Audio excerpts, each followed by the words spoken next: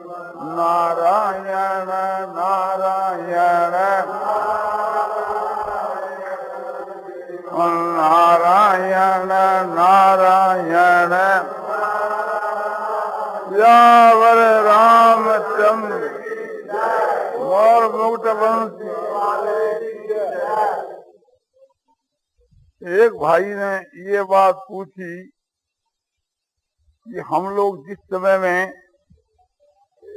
शिक्षा की उपदेश की बात सुनते हैं उस समय में तो ऐसा होता है कि मानो हम इसी काम को हर वक्त करें, किंतु जब संसार के काम में लग जाते हैं या किसी काम के वहां लग जाते हैं तो फिर उस बात को भूल जाते हैं। तो ऐसी अवस्था के वहां क्या करना चाहिए और क्यों भूल जाते हैं और इसके लिए क्या उपाय है? फिर संसार के काम में लग जाते हैं तो उसी काम के बीच के वहां एकदम लग जाते हैं। तो उसी काम के वहां लग जाना हमारा ठीक है या नहीं, या नहीं ठीक है तो हमको क्या करना चाहिए और क्यों भूल जाते हैं? वो बात सुनी हुई हृदय के वहां एक प्रकार से शब्द में आकर के भी लगती क्यों नहीं है, उसके अनुसार हम एक प्रकार से बन क्यों नहीं जाते हैं? तो उसका उत्तर यह है कि उसमें जो है अपना विश्वास जो है, श्रद्धा जो है, प्रेम है, वो उतना नहीं है। उसमें श्रद्धा विश्वास प्रेम हुए तो वो बात एकदम कायम रहेगी। दूसरी बात यह है, हम जब काम करते हैं तो उस समय के बीच के वहां उस बात को हम भूल जाते हैं, शिक्षा की उपदेश की बात को। ठीक है, हमारा ये कहना है कि जो आप काम करते हैं उस काम को उसका अंग बना दीजिए, इसका सिद्धांत समझ लीजिए। हमारी सारी जो क्रिया है ये होनी चाहिए और परमात्मा सबके बीच के मां व्यापक है। प्राणी मात्र के बीच के मां, मनुष्य मात्र में ही नहीं, पशु पक्षी कीट पतंग आदि सभी के बीच के मां भगवान समझो कि व्यापक हैं। भगवान ने कहा है कि यत प्रवृत्ति भूतानाम ये न सर्वमिदं दत्तम स्वकर्मणांतम व्यर्थ सिद्धिं विन्दति मानव। गीता की 18वीं अध्याय के 46 के श्लोक में भगवान कहते हैं कि यत प्रवृत्ति भूतानाम, कि जिस परमात्मा से यह संसार उत्पन्न हुई है और जो परमात्मा इस संसार के बीच के मां व्यापक है, उस परमात्मा को अपने कर्मों के द्वारा पूज करके मनुष्य परम सिद्धि को प्राप्त हो जाता है या में मुक्त हो जाता है। इसका भाव यह है कि जितने संसार के वहां प्राणी हैं, पशु पक्षी कीट पतंग मनुष्य देवता आदि, जितने संसार के बीच के वहां प्राणी मात्र, उन सब के बीच के वहां परमात्मा व्यापक है। कि जैसे ये आकाश जो है, ये वायु तेज जल पृथ्वी में जैसे व्यापक है, इस प्रकार से परमात्मा यावन मात्र सब के बीच के वहां व्यापक है। ऐसा समझ करके अपने कर्मों के द्वारा उनकी सेवा करनी, अपने कर्मों के द्वारा, अपने कर्मों के द्वारा, जैसे स्त्री जो है उनका जो कर्म है वे अपने कर्मों के द्वारा उस परमात्मा की पूजा करें, और पुरुष है तो वे अपने कर्मों के द्वारा परमात्मा की पूजा करें। अपने कर्म क्या कि जिसका जो कर्म है, समझो कि जिसका किसी का सेवा करने का काम है, किसी का व्यापार करने का काम है, किसी का खेती करने का काम है, और किसी का युद्ध करने का काम है, या किसी का उपदेश देने का काम है, या जो जिसका काम है उस काम को इस उद्देश्य से ही करना चाहिए कि जिसके वहां परमात्मा की सेवा हो।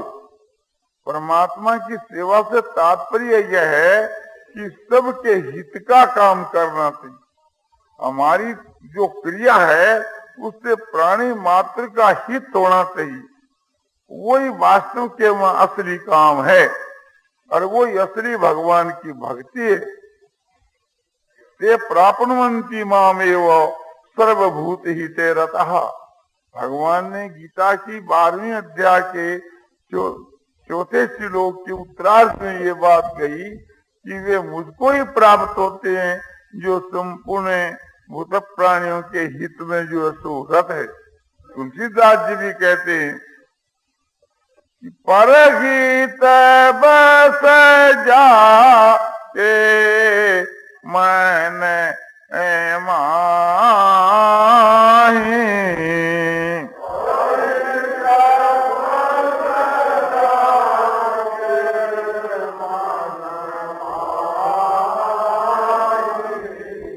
ताको कछु दुर्लभ जग नाही।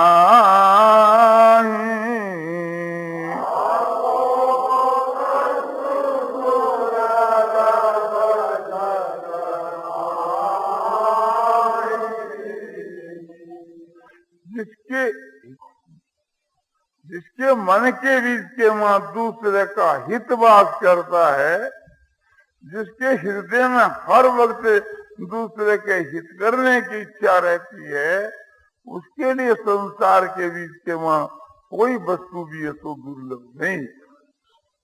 अब ये ख्याल करना चाहिए कि जैसे व्याख्यान सुना उस वक्त के बीच के वहां ये भाव रहा और फिर बाद में नहीं रहा, तो ये भाव तो बराबर ही रहना चाहिए। जिस समय के बीच के माँ आप कोई संसार का काम करते हैं तो उस काम को ये ख्याल करना चाहिए कि इससे कोई संसार का हित होता है या नहीं होता। यदि संसार का हित होता है तो वो काम भगवान की सेवा ही है, और नहीं हित होता है तो वो काम अपने को करना ही क्यों है। तो ये अपना सिद्धांत बना लेना चाहिए कि अपने द्वारा होने वाली जो क्रिया है वो ऐसी होनी चाहिए कि जिससे दूसरों का हित हो। 3 प्रकार की इच्छा होती है, एक तो अनिच्छा, एक परीक्षा, एक स्वेच्छा। स्वेच्छा माने अपनी इच्छा, परीक्षा माने दूसरे की इच्छा, अनिच्छा माने किसी की इच्छा भी नहीं। तो 3 प्रकार से समझो की क्रिया होती है। तो 2 प्रकार की जो क्रिया है अनिच्छा और परीक्षा, उसमें तो यूं समझना चाहिए कि उसमें भगवान का हाथ है, और अपने लिए ऐसा समझना चाहिए कि वो हमारे लिए भगवान का विधान है। हमारे लिए भगवान का विधान है। हमने जो पाप किए हैं उनका फल तो दुख के रूप में हमको प्राप्त होता है, और हमने जो पुण्य किया है उसका फल हमको सुख के रूप में आकर के प्राप्त होता है। किंतु सुख और दुख का जो फल जो है वो फल एक प्रकार से भगवान के हाथ में है। मनुष्य के हाथ में कर्म करना है, न कि फल। ये सिद्धांत गीता का कि कर्मण्येवाधिकार से माँ फले सुखदाचनो। अर्जुन, तेरा कर्म करने के माँ अधिकार है और फल में तुम्हारा अधिकार नहीं। तो कोई भी कार्य होता है अनिच्छा से या परीक्षा से, तो समझो कि वो मनुष्य के कर्मों का फल है। उदाहरण के लिए जैसे मैं आपको बतलाता हूँ, परीक्षा की बात बतलाता हूँ। कोई एक मनुष्य किसी एक लड़के को अपने दत्तक पुत्र बना करके अपना सारा स्टेट उसको दे दिया। यानी 2 लाख 4 लाख रुपया का स्टेट है। किसी को अपना पुष्णा पुत्र कहते हैं बंगाल के वहां, हमारे गोद का पुत्र कहते हैं, और हिंदी में दत्तक पुत्र कहते हैं। तो उसको एक प्रकार से अपने 2 लाख रुपया का स्टेट उसके नाम से कर दिया। लड़के ने कोई भी प्रकार का परिश्रम भी नहीं किया और लड़के को पता भी नहीं एक प्रकार से कि ये क्या हो रहा है। छोटा लड़का तो समझता भी, थोड़ा बड़ा जो लड़का है वो थोड़ा समझता है, किंतु उस लड़के का कोई पुरुषार्थ कुछ भी नहीं है। तो ये परीक्षा से थी, समझो किसी मनुष्य ने अपना स्टेट किसी को दे दिया, तो जिसको प्राप्त हुआ है उसे कि खुद की इच्छा है, खुद का कोई परिश्रम उसमें कुछ भी नहीं, तो उसके पुण्य के प्रताप से, उसके पूर्व के कोई पुण्य थे, उसका ये विधान भगवान का किया हुआ है कि उसको इस प्रकार से अपना धन मिल गया। दूसरी बात यह है कि कोई 10,000 रुपया लेकर के रेल का वहां जा रहा है, वही लड़का जा रहा है और समझो कि रास्ते में चोर डाकू मिल गए, उसको जान से मार डाला और रुपये सो ले गई, तो ये उसके पाप के फल का नतीजा हुआ। उसने कोई पूर्व में पाप किया था, उसके फल स्वरूप के बीच के वहां उसको यह दंड मिल गया परीक्षा से। तो वो परीक्षा, पहला जो परीक्षा का जो फल है वो पुण्य का फल था, दूसरा जो परीक्षा का जो फल है ये पाप का फल है। इसी प्रकार से थी अनिच्छा से थी। अनिच्छा से थी कैसे कि जैसे हम लोग यहाँ बैठे हैं, ये मकान गिर जा और हम लोग दब करके मर जाऊं, तो किसी की इच्छा नहीं कि हम मर जाएं, तो अनिच्छा से काम हो सकता है, घटना हो सकती है। कहीं भूकंप आ गया और समझो कि जमीन फट करके हजारों लाखों आदमी मर गए, कहीं बाढ़ आ गई और उसमें लोग होश से बह गए, कहीं अकाल पड़ गया उसमें लोग मर गए। तो इस प्रकार से थी, समझो कि अनिच्छा से लोग मर जाते हैं, रोग से मर जाते हैं, तो उसमें भी किसी की इच्छा नहीं कि एक प्रकार से हम रोग से मर जाएं, तो ये पाप का फल है। थोड़ी जो हानि है, बड़ी जो हानि है, पाप का फल है। इसी प्रकार से थी पुण्य का फल है।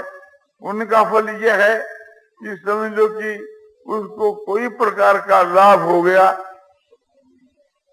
उसके समझो कि घर के बीच के वहां जो मकान है, जगह जमीन है, उसका 4 डबल दाम हो गया, 1 लाख की चीज का 4 लाख रुपया हो गया। किसी ने दान भी नहीं दिया और समझो उसकी भी कोई इच्छा किसी नहीं थी, इसी प्रकार से धन बढ़ गया घर के वहां बैठे बैठे। तो ये अनिच्छा प्रारब्ध का फल है, माने पूर्व के पुण्य का ये उसको फल मिला, भगवान ने उसका विधान कर रखा था। तो अनिच्छा और परीक्षा के बीच के वहां कोई किसी का चारा भी नहीं है। हम जानते भी नहीं कि 1 मिनट के बाद के बीच के वहां अनिच्छा से या परीक्षा से मुझको कोई नुकसान होने वाला है या कोई लाभ होने वाला है, वो तो होने के बाद पता लगता है। तो इस वास्ते ये तो भगवान का विधान ही मानना पड़ता है। कोई भी आदमी नहीं जानता कि समझो कि गंगा बहती है, इसके वहां बाढ़ आकर के हजारों आदमी बह जाएंगे, समझो कि बैठे हैं और अचानक भूकंप हो जाता है और लाखों आदमी मर जाते हैं। इस बात का किसी को भी ज्ञान नहीं था कि एक प्रकार से ये घटना होने वाली है। किसी आदमी के अचानक रोग हो जाता है, हार्ट फेल हो जाता है, वो जानता ही नहीं था कि भाई मैं 1 मिनट के वहां मर जाऊंगा। तो इस प्रकार से थी अचानक कोई आपने घटना आकर के प्राप्त हो जाती है, या अनिच्छा से या परीक्षा से। परीक्षा से भी ऐसी घटना हो जाती है कि कोई दुश्मन आकर के मार करके रुपया ले जाता है, तो उससे ऐसी घटना हो जाती है जिसका हमको पता ही नहीं, उस घटना के बाद पता लगता है। तो इस प्रकार से अनिच्छा और परीक्षा से होने वाली जो क्रिया है वो तो एक प्रकार से एकदम प्रारब्ध का ही फल है, उसमें मनुष्य का किसी विचारा नहीं। और स्वेच्छा पूर्वक जो हम क्रिया करते हैं उसके लिए शास्त्र आधार। तस्मात भगवान कहते हैं तस्मात शास्त्र प्रमाण कार्य कार्य व्यवसितो ज्ञात्वा शास्त्र ध्यानोक्तम कर्म कर्तुम यारसी। कर्तव्य तो क्या है, अकर्तव्य क्या है, इस विषय के वहां शास्त्र ही प्रमाण है। इसलिए शास्त्र की तरफ देख करके और तुम कर्म करने के लिए योग्य हो। नारायण नारायण नारायण।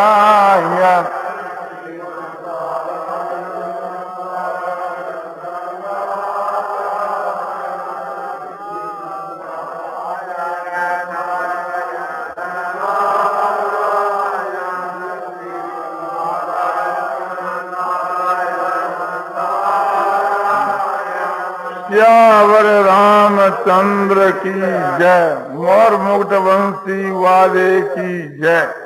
तो अपना जो कर्तव्य है, इस विषय के बीच के मां शास्त्र ये कहता है कि मनुष्य का ये कर्तव्य है कि अपनी आत्मा का कल्याण करना चाहिए। और कल्याण होने का उपाय ये बतलाया कि भगवान की सेवा करना, और भगवान का ये स्वरूप बतलाया कि सबकी आत्मा के मां भगवान विराजमान हो रही। इस वास्ते सबकी सेवा ही भगवान की सेवा है। तो ऐसा समझ करके हम लोगों को और सबकी सेवा करनी चाहिए। ये भी ख्याल रखना चाहिए, समझो कि हमारे पास के बीच के वहां लाखों करोड़ों रुपये हैं, हमारे पास के वहां बड़ा कुटुंब है, हमारा शरीर है वो बड़ा एक स्वास्थ्य ठीक है, और हमारे कोई बात की कमी नहीं, इस प्रकार का हम सोच रहे हैं। किंतु ये नहीं सोचते कि एक क्षण के मां हमारी मृत्यु भी हो सकती है। तो ये भी साथ साथ में हमको सोचना चाहिए। हर एक भाइयों को ये विचार करना चाहिए कि हम लोग कौन हैं और कहां से आए हैं और हमारा क्या कर्तव्य है और हम लोग क्या कर रहे हैं। ऐसा विचार करने से थी आपको मालूम होगा कि 84 लाख योनियों के वहां भ्रमण करता हुआ ये जीव जो है, सो समझो कि इस ईश्वर की कृपा से इस मनुष्य शरीर के वहां आया है। भगवान समझो गीता में भी कहते हैं और तुलसी कीर्त रामायण में बतलाया है। तुलसीदास जी कहते हैं कि आकर 4 लाख 84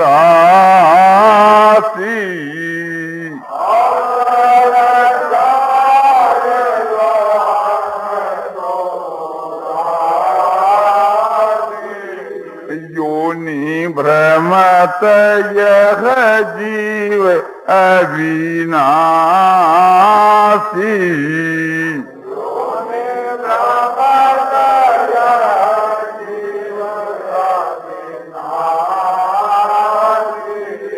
फिरत सदा माया कर प्रेरा।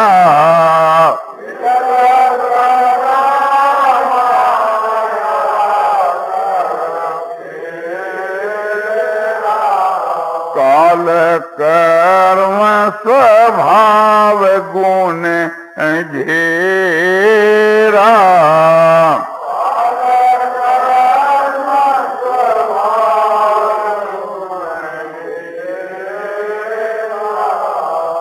इसका तात्पर्य यह है कि आकर 4 लाख 84, 4 प्रकार की 84 लाख जो योनियां हैं, आकर माने 4 प्रकार की खेन, स्वेदज, अंडज, उद्भिज, जरायुज।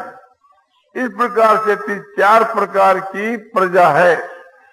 जो अंडे से पैदा हो उसको अंडज कहते हैं, जैसे पक्षी और चींटी आदि। और जो पसीने से पैदा हो उसको स्वेदज कहते हैं, जुआ आदि। और जेर के झिल्ली के साथ में जो पैदा होते हैं उसको जेरज कहते हैं, जैसे पशु और मनुष्य। और उद्भिज कहते हैं कि जो भूमि से मिट्टी से पैदा हुए, जैसे वृक्ष है और समझो कि जीवल आदि भी, ये सब एक प्रकार से मिट्टी से पैदा होते हैं, पानी के संसर्ग से। तो ये समझना चाहिए कि इस प्रकार से 84 लाख जातियां हैं। समझो कि ये जो आपने वनस्पति है, वृक्ष जो लता गुलम आदि और कीट पतंग पशु पक्षी देवता मनुष्य आदि सब मिलकर के 84 लाख योनियां हैं। तो ये 84 लाख योनिया के बीच के मां ये जीव जो है माया से प्रेरिया हुआ और काल कर्म स्वभाव से घिरा हुआ। काल माने समय और कर्म माने पाप कर्म पुण्य कर्म और मिले हुए कर्म। काल कर्म और स्वभाव, स्वभाव माने इसकी प्रकृति। काल कर्म स्वभाव गुण, गुण माने सतोगुण रजोगुण तमोगुण। इन सब से घिरा हुआ जीव जो है 84 लाख योनियों के बीच के मां भ्रमण करता फिरता है। भगवान गीता के मां कहते हैं, ये तो रामायण के मां उत्तरकांड में कहा, और भगवान गीता की 18वें अध्याय के 61 के श्लोक में कहते हैं, कई सुरस्त्र भूतानां हृदय सृजन्ति सति भ्राम्यंत्र भूतानि यंत्रारूढ़ानि माया।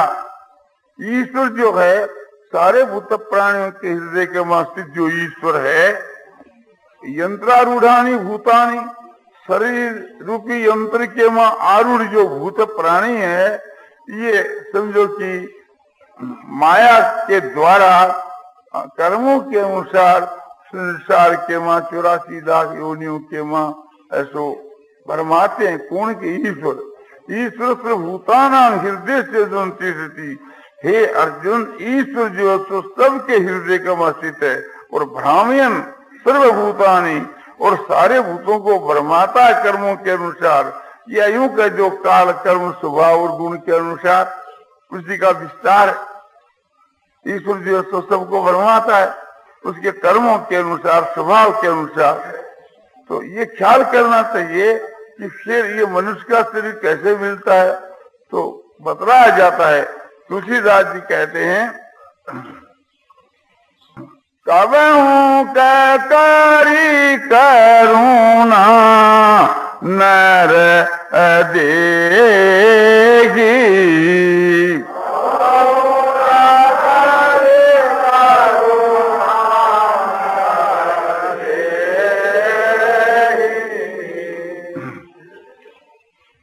कबहू कै करी करुणा नर देगी,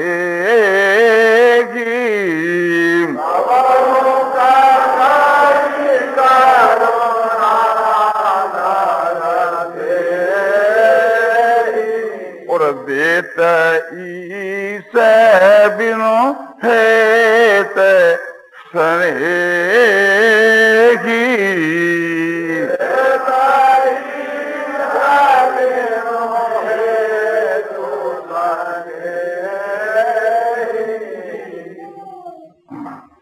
कमुक करी करुणा नर देई, और देत ईस बिनु, बिन और बिनु ये उकार भी आता है, ईकार कहीं एकार भी रहता है। दोनों प्रकार का पाठ भेद है रामायण के मां। देत ईस बिनु हेतु, बिन हेत से नहीं और बिनु हेतु से नहीं। बहुत जगह उकार कहीं तो आता है, कहीं एकार ही रहता है, अर्थ एक ही है। तो ये बात कही गई कि 84 लाख योनियों में ये भ्रमण करता रहता है। तो कभी भगवान कैसे, जो भगवान है कि एक प्रकार से जो हेतु रहित दया करने वाले और हेतु रहित प्रेम करने वाले, वे भगवान इसको अपने मनुष्य का शरीर देते हैं। तो हम लोगों को विचार करना चाहिए, इस नंबर के अनुसार हम लोगों को कभी मनुष्य का शरीर फिर मिले तो लाखों करोड़ों समझो कि वर्षों के बाद इसको मिले। तो ये मनुष्य का शरीर जो हम लोगों को मिला है, किस लिए मिला है? आत्मा के कल्याण के लिए, न कि इसको बर्बाद करने के लिए, न कि एक प्रकार से संसार के वहां किसी का अनिष्ट करने के लिए। तो ये मिला है आत्मा के कल्याण करने के लिए। तो मनुष्य के शरीर को पाकर जो अपनी आत्मा का उद्धार नहीं करता है, कल्याण नहीं करता है, वो ये सो मूर्ख है। नर तनु पाए विषय मैं न देखी।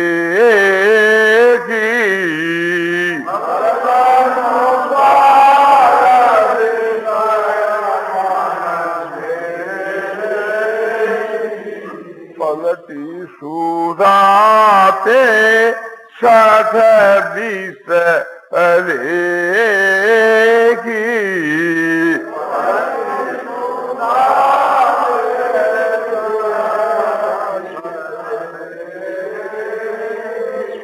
मनुष्य को शरीर पाकर के जो विषय भोगों के वहां जो मन लगाता है वह मूर्ख अमृत के बदले में विष को लेता है। अमृत क्या है कि परमात्मा की प्राप्ति का जो साधन है, अपनी आत्मा के कल्याण का जो साधन है, वो तो है अमृत।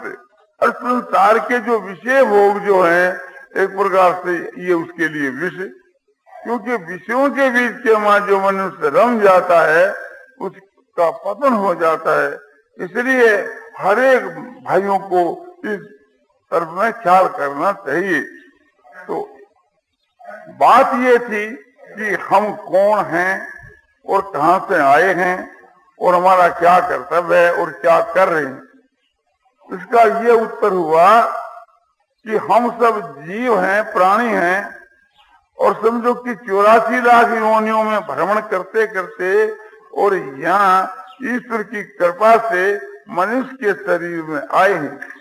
हम लोगों का ये कर्तव्य है कि समझो कि प्राणी मात्र की हम सेवा करें, किंतु हम उस बात को भूल कर करके केवल अपने समझो कि स्वार्थ के वहां रत होकर के इस शरीर का ही पोषण करते हैं और शरीर के लिए समझो कि धन और अपने ऐश्वर्य इकट्ठा करते हैं। तो ये हमारी ये तो मूर्खता है। ध्यान देना चाहिए ये जो शरीर है, इस शरीर में इसको पोषण से यदि इसमें 5 शेर मांस अधिक हो गया तो उससे क्या लाभ है। समझो कि प्रथम तो ये पता ही नहीं कि हमारी कितनी आयु है। अचानक ही मारे जाएंगे और अचानक ही मर जाएंगे और अचानक एक प्रकार से समझो कि ये घटना हो जाएगी जिसका पता भी नहीं है। तो इसलिए ये सोचना चाहिए कि क्षण भंगुर ये जो शरीर है और इसको हम समझो कि माल खुआ करके और इसमें मांस बढ़ा लेते हैं, उसका होगा क्या, इसकी खाक हो जाएगी और वो किसी के भी काम में नहीं आएगी। तो ऐसी परिस्थिति के बीच में कितनी भारी हमारी मूर्खता है कि जो हम शरीर को रात दिन पोषते हैं। इस शरीर के पोषणे के लिए हमको ये मनुष्य का शरीर नहीं मिला। ऐसी बात है तो फिर पशुओं में और हम लोगों में फर्क ही क्या है। आहार निद्रा भय मेथुनानी सामान्य चेतानी नराणाम पशुनाम। आहार निद्रा भय मेथुन ये मनुष्यों के मार पशुओं के बीच के मार समान ही है। इसमें क्या दिखता है। यदि ज्ञान नहीं है, यदि एक प्रकार से धर्म नहीं है, धर्म का ज्ञान नहीं है, तो पशु के समान है। इन सब बातों को ध्यान के मां रख करके और हम लोगों को अपने कर्तव्य का पालन करना चाहिए। फिर ध्यान देना चाहिए हम जो रुपया इकट्ठा करते हैं, एक प्रकार से ये भी हमको सोचना चाहिए कि कल हम जब मर जाएंगे तो उन रुपयों की क्या दशा होगी, उसका भी हमको विचार करना चाहिए। हम जो जितना पाप करते हैं उनका तो फल हमारे को भोगना पड़ेगा और रुपया की जो क्या दशा होगी उसका अपने अधिकार की बिल्कुल बात नहीं है। आप लोग देखते ही हैं कि कोई भी मनुष्य संसार के मां पाप करता है तो उसका फल आगे जाकर उसको भोगना पड़ता है। हमारे शास्त्रों में लिखा है कि जिस समय के मां वो वाल्मीकि जो ऋषि है वो मनुष्यों को मार करके के धन इकट्ठा करता था और अपने कुटुंब का पालन करता था। नारद जी ने उसको ये उपदेश दिया कि तू जो पाप करता है तो तेरी बड़ी भारी ऐसो दुर्गति होगी, तेरे को ये पाप का फल भोगना पड़ेगा। क्यों पाप करता है? बोलो मैं एक प्रकार से मनुष्यों को मारता हूँ और धन उनसे लूट करके अपने कुटुंब का पालन करता हूँ। और समझो मैं जो पाप करता हूँ तो हम सब कोई उस धन को भोगते हैं तो सभी पाप को भोगेंगे। बोले नहीं, पाप तेरे को भोगना पड़ेगा, तुम अपने घर में जाकर के पूछ करके आ। तो बोले तुम भाग जाओ, तो बोले तुम हमारे को बांध दो। तो नारद को समझो कि गाछ से बांध करके और वो अपने घर के ऊपर पूछने के लिए गया, अपने माँ से, पिता से, स्त्री से, बालकों से, कि मैं जो लोगों को मार करके के जो धन लाता हूँ तो तुम लोगों का पालन करता हूँ, तो इसका पाप जो है किसको लगेगा? बोला इसका तुम जानो, तुम्हारा काम जानो, हमको क्या पता।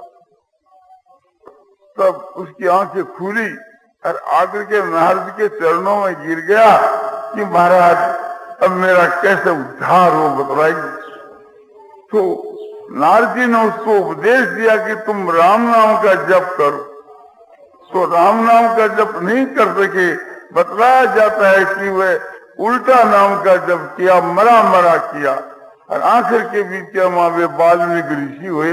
ये हमारे शास्त्र बतलाते। तो ध्यान देना चाहिए कि एक प्रकार से उसको इतने में ज्ञान हो गया। इस बात को हम लोगों को भी ख्याल में लाना चाहिए कि हम जो जितने पाप करते हैं उनका फल तो हमारे को भोगना पड़ेगा, और वो धन इकट्ठा होगा, उसकी जो क्या दशा होगी, क्या गति होगी, उसका कोई अभी निश्चय नहीं है। ऐसी बात को सोच करके हमको धन के लिए या समझो कुटुंब के लिए, अपने शरीर के लिए, किसी के लिए भी हमको पाप नहीं करना चाहिए। पाप क्या कि जैसे झूठ बोलना, चोरी करना, व्यभिचार करना, हिंसा करना, मदिरा पीना, मांस खाना, जुआ खेलना, आदि आदि बहुत से जितने जो शास्त्र के वहां जिनका समझो कि पाप के नाम से आपने विवेचन किया है, कथन किया है, वे सब पाप है जिससे संसार की हानि होती है। तुलसीदास जी एक सार बात कहते हैं, पर गीता सारी से धर्म नहीं भाई,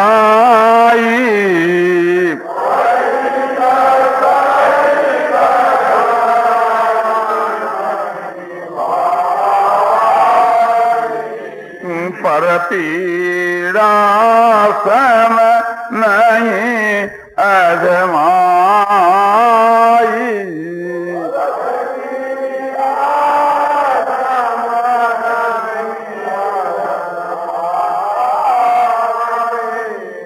दूसरे की आत्मा को दुख पहुंचाने के समान तो कोई पाप नहीं है, और दूसरे की आत्मा को सुख पहुंचाने के समान कोई धर्म नहीं है। नारायण नारायण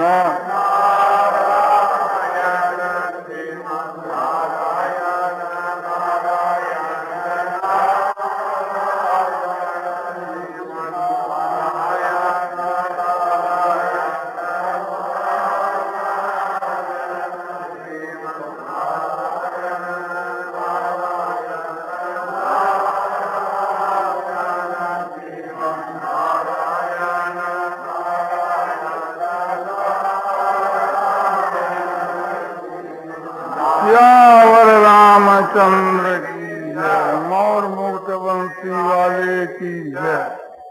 अब ये ख्याल करना चाहिए कि ईश्वर क्या चीज है, और समझो कि ये जीवात्मा क्या चीज है, और ये जो हमारे सामने जो संसार दिखती है दृश्य, ये क्या चीज है, और समझो ईश्वर की जो प्रकृति है वो क्या चीज है, और इन सब का परस्पर में क्या संबंध है। जब इतना ही हमारे को ज्ञान नहीं तो क्या हम वो एक प्रकार आगे जा क्या कर सकेंगे। तो ये भी ज्ञान होने की बड़ी आवश्यकता है। तो ईश्वर जो चीज है और जीव जो चीज है, ये दोनों चेतन है, और ये जो जड़ जो है और ईश्वर की जो शक्ति है, ये दोनों तो जड़ है। ये जो दृश्य वर्ग जो है ये क्या चीज है कि जो ईश्वर की जो शक्ति जिसका नाम प्रकृति है, उस प्रकृति का कार्य है, विकार है प्रकृति का। कार्य कर्म करते हेतु प्रकृति रुच्यते, कार्य और कर्म का जो विस्तार है उसका हेतु तो प्रकृति है। 10 जो कार्य, 13 कर्ण, कर्ण माने द्वार, माने 5 इंद्रियां, ज्ञान इंद्रिय, 5 कर्म इंद्रिय, मन बुद्धि अहंकार, 13 तो ये, और 10 पदार्थ ये समझो कि आकाश वायु तेज जल पृथ्वी, 5 भूत और 5 विषय शब्द स्पर्श रूप रस, ये 23 पदार्थ संसार के वहां, ये जड़ प्रकृति, जड़ संसार के बीच में 23 पदार्थ है। इनका मूल जो प्रकृति है वही कारण है। इस वास्ते का कार्य कर्ण कर्तृत्व हेतु प्रकृति रुच्यते, कार्य और कर्ण के कृतित्व में प्रकृति हेतु है।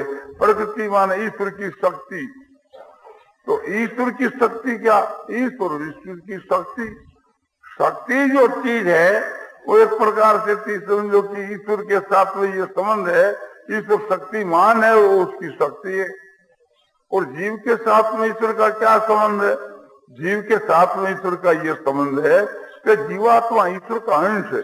ममी मानसो जीवलोक के जीव होते सनातन है, ये जीवात्मा मेरा ही सनातन अंश है।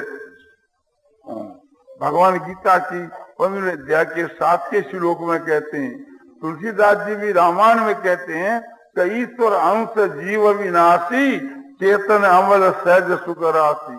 ये जीवात्मा ईश्वर का अंश है, चेतन है, मल रहित है, आनंद की राशि है। इस प्रकार से थी इसको ईश्वर का अंश बतलाया गया है। अब इसका समझो कि इस जड़ प्रकृति के साथ के बीच के वहां जो शरीर है, ये जड़ प्रकृति का ही कार्य है, तो प्रकृति के साथ में इसका क्या संबंध है? ईश्वर जो है वो एक प्रकार से समझो उसका अंश तो इसके भीतर में जो आत्मा है वो है, और जो शरीर है ये प्रकृति का अंश। 14वें अध्याय के वहां समझो कि गीता में बतलाया है कि महत ब्रह्म जो प्रकृति वो तो सारे भूतों की योनि है, और भगवान कहते हैं कि मैं बीज के देने वाला पिता हूं।